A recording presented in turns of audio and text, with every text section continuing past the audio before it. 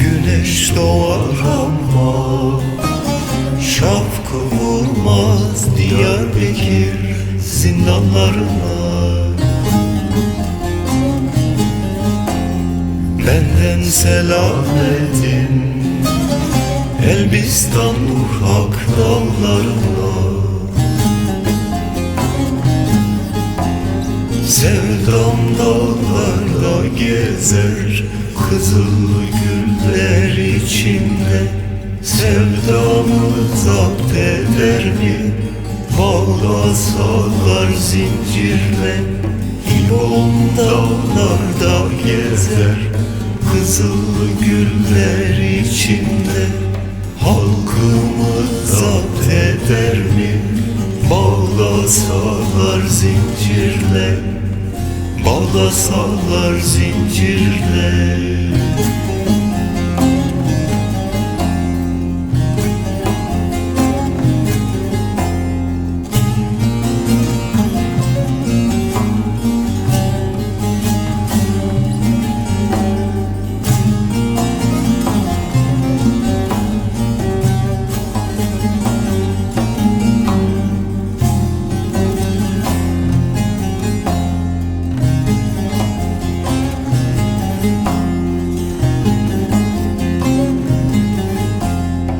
Ölüm gelsin gülüm bedenime, bu canıma neyler ki ölüm.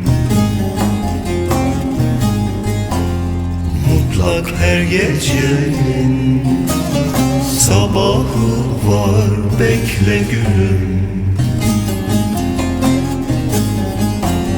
Sevdam dağlarda gezer kızıl güller içinde. Sevdamı zapt eder mi bağlasalar zincirle.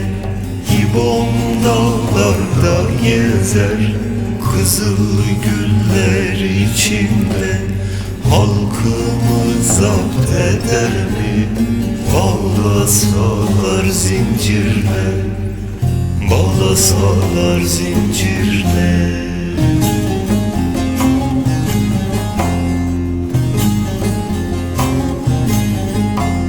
Sevdam dağlarda gezer